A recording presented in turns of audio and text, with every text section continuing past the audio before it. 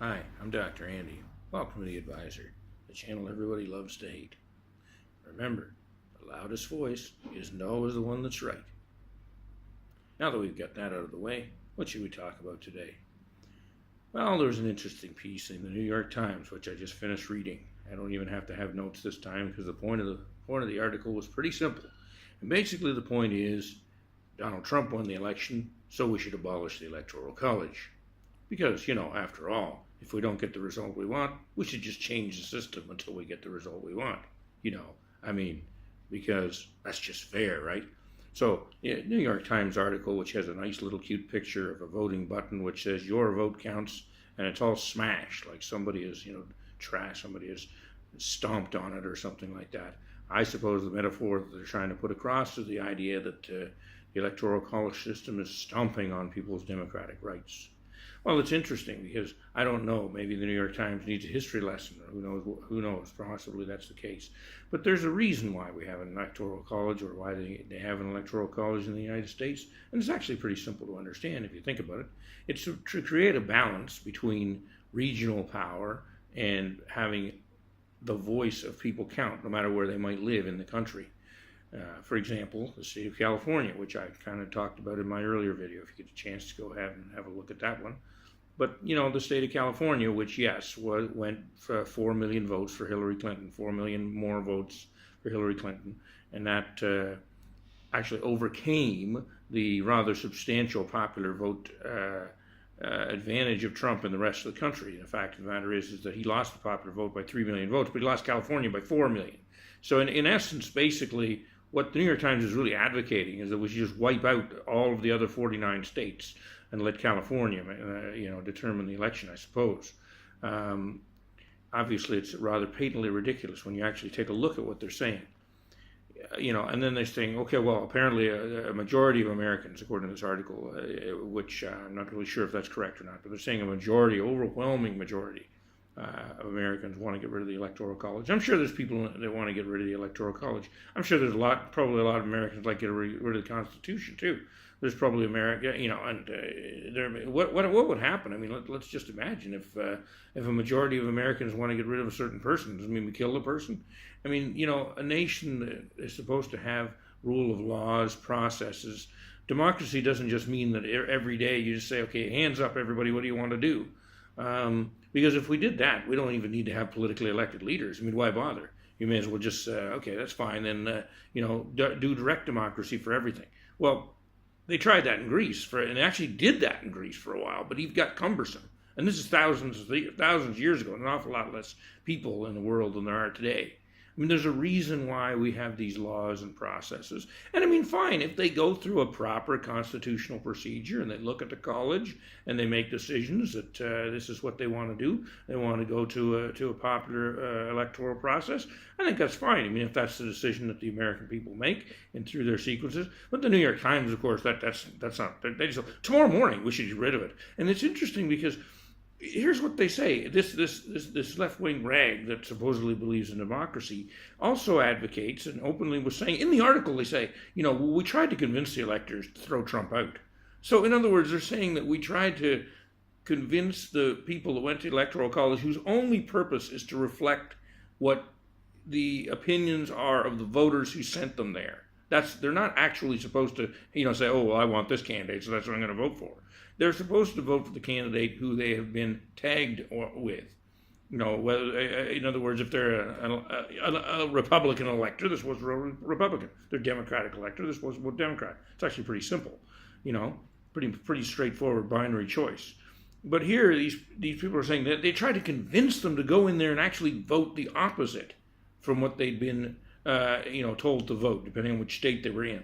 I mean, and of course, only vote the opposite if they were selected for Trump. Not, of course, if you're selected for Hillary, you're supposed to stay with the candidate you're selected with. I mean, this is actually ridiculous. And this is a major newspaper advocating essentially dictatorial behavior by the electors in the Electoral College. And thank God they went and did what they were supposed to do and voted for the candidate they were supposed to vote for, whether it was Miss Clinton or Mr. Trump, which is fine. I mean, but this, I don't know. You just get sick and tired. I almost feel like I'm doing these videos as like a broken record. But the left is just they don't stop with the insanity. And looking at this piece in the New York Times today, where they're saying, well, let's just abolish the. Now, of course, if they abolish the Electoral College, like let's say they do it tomorrow, okay, but then let Trump serve his term, because let Trump. That's probably how they're looking at it, because after all, the wrong person won in the eyes of the left. So maybe we should just take him out. Maybe we should just do whatever. I mean, kill Trump was a pretty popular hashtag, I think, for a while, and still is. So maybe they're thinking about that. Who knows? I mean, the insanity of it. But let's just let them have it. We'll say, okay, tomorrow morning we decide we're going to ban the Electoral College and have a popular vote. Now, don't you know? Let's see what happens in 4 years. Let's say Trump does well. 4 years time, he's.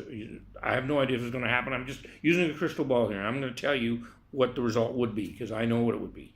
Let's say that 4 years from now, Trump has done well. He's done some of the things he said he would do. Could put some controls on immigration, got rid of some of the silliness, improved the business prospects, brought some jobs back to America by having some better trade policies and so on. Let's say Trump is largely successful in implementing, not all, because nobody ever does, let's say several of his ideas. And so 4 years' time, the people are happy with him and they're going to vote for him. Now, don't you just know, let's say then he gets, say, now it's a popular vote because we got rid of the Electoral College. Trump wins by, I don't know, 3 million, 4 million, 5 million. Let's just throw out a number. Let's say he wins by 4 million. Wins the popular vote by 4 million. Don't you know that the Dems would go back and they'd go to the old Electoral College system and take a look at it and see, and if somehow, even if you had to adjust the Electoral College numbers or you had to adjust some of the states and the votes or whatever, but somehow you could create a win for the Democratic candidate, we'll say Anita Sarkeesian. Okay, so the Democratic candidate in 2020 is Anita Sarkeesian and Lacey Green, we'll say. Wonderful ticket. So Sarkeesian and Green lose by 4 million votes. But now, if you can look at the Electoral College, and the Electoral College would have had them winning by, say, 20 electoral votes, don't you know that the Dems would say, or that the left, especially, the regressive left, we call them the regressive left, because it's not fair to tag all Democrats, because there are some Democrats who actually believe in democracy, although most don't. But anyway, but don't you know that the regressive left would be jumping up and down in defense of Sarkeesian and Green? Listen, you perverted democracy. It's terrible. Look at this popular vote. It's disgusting. What about the fact that what about the fact that if we had the Electoral College, that they. I know it sounds even stupid as I'm saying it, because it seems so ridiculous. But you have to know that whatever system is in place, when the Dems don't win, it's wrong.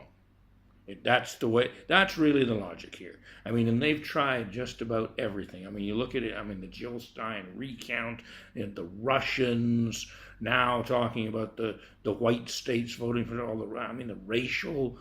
It just goes on. Misogyny. Not voting for her because she's a woman. And basically, it comes down to the fact that the left's candidate must win. If the left candidate does not win, then the election is wrong. It's forfeit, and it needs to be redone for some reason. Now, if we don't have a reason, we'll make and manufacture a reason. We will come up with a reason. That's basically what the left is saying.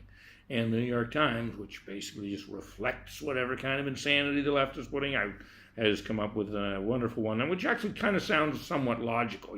Popular vote, blah, blah, blah. But then you look at the regional reasoning, and you look at the historical reasoning behind the Electoral College, and actually their argument quickly falls apart. Anyway, let me know what you think in the comments below. I'm always interested in your views and ideas. Please comment. Please subscribe to the channel. If you like the video, give it a thumbs up. This is The Advisor checking out.